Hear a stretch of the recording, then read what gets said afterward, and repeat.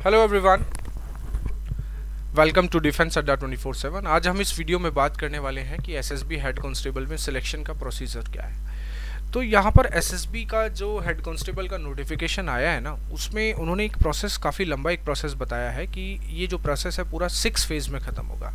आपके total 6 points में आपका ये जो सिलेक्शन प्रोसीजर है वो ख़त्म होगा। तो हम एक एक करके एक एक पॉइंट पर डिस्कशन करेंगे। यहाँ पर पहला पॉइंट आपका सिलेक्शन प्रोसीजर का स्टार्ट होता है। सबसे पहला पॉइंट जो यहाँ पर बनता है वो है आपका PET and PST, physical efficiency test and physical standard test. ठीक है, एफिशिएंसी में आपका क्या होता है, पीईटी में मेल कैंडिडेट्स के लिए आपको 1600 मीटर्स यानी कि 1600 मीटर 6.5 मिनट में आपको कंप्लीट करना है।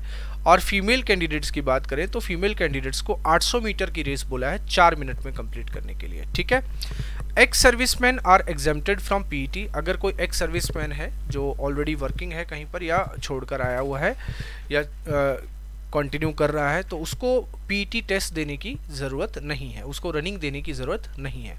However they will have to appear in the recruitment stage PST, but उनको पीएसटी फिजिकल स्टैंडर्ड टेस्ट देना ही रहेगा। रिटन एग्जामिनेशन उनको देना रहेगा, डॉक्यूमेंटेशन उनका होगा, मेडिकल एग्जामिनेशन उनको होगा, उनके ऊपर एप्लीकेबल होगा। बट एक्स सर्विसमैन को पीईटी से रिलैक्सेशन दिया गया है। फिजिकल स्टैंडर्ड टेस्ट ये फर्स्ट प्रोसेस ही है जो सबसे पहले होगा।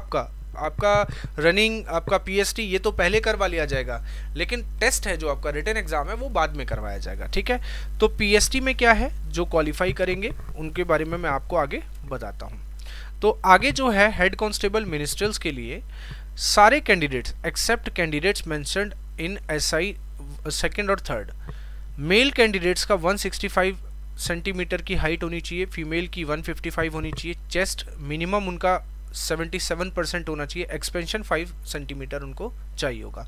फीमेल्स पर कोई चेस्ट का एक्सपेंशन वगैरह कुछ भी या चेस्ट कुछ भी ऐसा नहीं होता। ठीक है, फीमेल कैंडिडेट्स के लिए एप्लीकेबल ये नहीं होता है। अगर आप गढ़वाल से बिलोंग करते हैं, ठीक है, ये क्या है, Kumaonese, Gorkhas, Dogras, Marathas and candidates belong to the state of Sikkim, Nagaland, Arunachal Pradesh, Manipur, Tripura, Mizoram, Meghalaya, Assam, Himachal Pradesh, union territory of Jammu and Kashmir, Ladakh, इन सभी में फीमेल्स और मेल्स की जो हाइट है वो 162.5 है, चेस्ट एक्सपेंशन सेम है, फीमेल्स की हाइट 150 है, मेल्स की height, all candidates belonging to scheduled tribes यानी कि एसटी कैटेगरी से अगर आप बिलोंग करते हो तो आपको हाइट में भी रिलैक्सेशन दिया गया है, 162.5 होनी चाहिए और फीमेल्स के लिए 150 होनी चाहिए। ये आपका पीएसटी है, फिजिकल स्टैंडर्ड टेस्ट, इतना तो होना ही चाहिए। ठीक है, इसमें आपको एक्स सर्विसमैन को भी कोई रिलैक्सेशन नहीं है। आगे रिटन एग्जाम होगा, आपका सेकंड फेज आता है। रिटन एग्जामिनेशंस आपके गवर्नमेंट स्कूल्स में होंगे, केवीएस हो सकते हैं, एसएसबी की कोई लोकेशन है, ठीक है, वहाँ पर हो सकते हैं। कॉमन एंट्रेंस टेस्ट यानी कि सीईटी में आपको 2 घंटे का ड्यूरेशन मिलेगा जिसमें 100 क्वेश्चंस आपके होंगे और 100 मल्टीपल चॉइस क्वेश्चंस होंगे। जनरल नॉलेज होगा, मैथमेटिक्स होगा, रीजनिंग होगा, जनरल इंग्लिश हो सकता है या फिर हिंदी, जो भी आप सिलेक्ट करते हो। अगर आप हिंदी देना चाहते हो हिंदी, इंग्लिश देना चाहते हो तो हिंदी इंग्लिश। ठीक है, मिनिमम क्वालिफिकेशंस जो हैं जनरल वालों को 50% तो सिक्योर करना ही है, यानी कि 100 नंबर का अगर पेपर है, 100 नंबर का पेपर है तो 50 नंबर तो मिनिमम आने ही चाहिए। किसके लिए, जनरल के लिए, ईडब्ल्यूएस इकोनॉमिक वीकर सेक्शन के लिए या एक्स सर्विसमैन के लिए। ठीक है, और 45% एससी और एसटी के लिए लाए गए हैं। Final merit will be prepared. अब इसका मतलब ये नहीं है कि आप 50 नंबर ही लेकर आओ और आप सोचो कि बस हमारा सिलेक्शन हो जाएगा, नहीं भाई, लास्ट में एक फाइनल मेरिट भी बनेगी, मैं आपको बताऊंगा, वो 6th फेज है। तो final merit will be prepared on the basis of marks obtained by the candidates in written examination CET. ठीक है, mere qualifying in written exam, ये खुद भी बोल दिया इसने बात जो मैं बोल रहा हूँ, mere qualifying in written exam does not confer the right to any candidate for final selection for the above said posts. जो पोस्ट ऊपर दी गई है इसका मतलब ये नहीं कि 50 नंबर ले आए और आप बोलो नहीं हमारा तो सिलेक्शन होना चाहिए।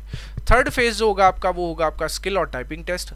स्किल्स के लिए मैंने टाइपिंग टेस्ट के लिए कल भी मैंने आपको बताया था एक डिटेल्ड नोटिफिकेशन में, क्या आपका 35 वर्ड्स पर मिनट इंग्लिश में होना चाहिए या 10,500 की डिप्रेशन पर आवर होना चाहिए। 1 घंटे में आप इतने की को डिप्रेस करेंगे यानी कि दबाएंगे। ठीक है, और हिंदी के लिए बता देता हूँ 30 वर्ड्स पर मिनट या फिर 9,000 9000 kdph यानी कि की डिप्रेशन पर आवर। ये इनका सिलेक्शन प्रोसीजर है स्किल और टाइपिंग के लिए। फोर्थ प्रोसेस जो यहाँ पर आता है, देखो 3 प्रोसेस मैं आपको बता चुका हूँ। पहला आपका पीईटी पीएसटी, दूसरा आपका रिटन एग्जाम है, तीसरा आपका स्किल टाइप यानी कि टाइपिंग टेस्ट भी होगा। फोर्थ आपका आप डॉक्यूमेंट पर आ जाती है सारी चीज़ें। डॉक्यूमेंटेशन होगा, डिटेल्ड मेडिकल एग्जामिनेशन होगा जिसको DME बोलते हैं, ठीक है। After skill and typing test candidates numbering up to 3 times of category wise vacancies, मतलब इतने कैंडिडेट्स निकाले जाएंगे जितनी वैकेंसी है उसका 3 गुना कैंडिडेट सिलेक्ट होकर यहाँ तक पहुँचेगा। उनको बुलाया जाएगा किसके लिए? DME यानी कि डिटेल्ड मेडिकल एग्जामिनेशन के लिए और डॉक्यूमेंटेशन के लिए। कई बार क्या होता है डॉक्यूमेंट्स भी गलत होते हैं या मेडिकल एग्जामिनेशन में भी उनको निकाला जाता है। डॉक्यूमेंटेशन में क्या होगा? On arrival at recruitment venue the candidates will put through the documentation process prior to appear in detailed medical examination, यानी कि DME में ले जाने से पहले आपके डॉक्यूमेंट का वेरिफिकेशन होगा जिसको हम DV भी बोलते हैं, डॉक्यूमेंट वेरिफिकेशन, ठीक है। उसके बाद कहता है will be conducted by the board of officers secretarial staff and detailed by SSB in which all the original documents as acclaimed by the candidate during filling of online application will be checked properly and duly attested. Photocopies of the same will be shot from the candidates from placing in their dossiers. अब यहाँ पर आपकी पूरी क्या date of birth, आपके medical जो आपके education qualifications के जो आपके पास डॉक्यूमेंट्स है वो पूरी तरीके से चेक किया जाएगा। आपके पास अटेस्टेड कॉपीज़ हैं उनको भी चेक किया जाएगा। उसके बाद आपको डिटेल्ड मेडिकल एग्जामिनेशन के लिए भेज दिया जाएगा, ठीक है। ये पूरा डिटेल्ड एग्जामिनेशन आपको दिया जाएगा जिसके बारे में पूरा डिटेल में बताया गया है।